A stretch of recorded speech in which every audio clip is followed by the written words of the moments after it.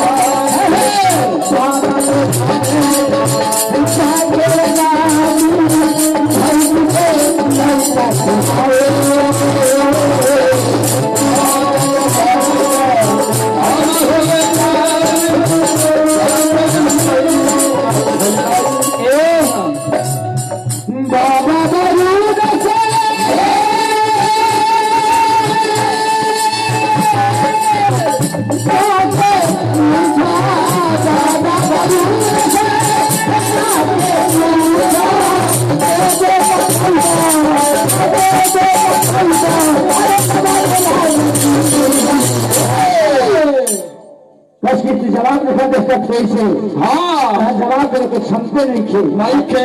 हिम्मत नहीं कहा कि हमारे दुनिया आए पहुंचिया अगर दे भला दे दिया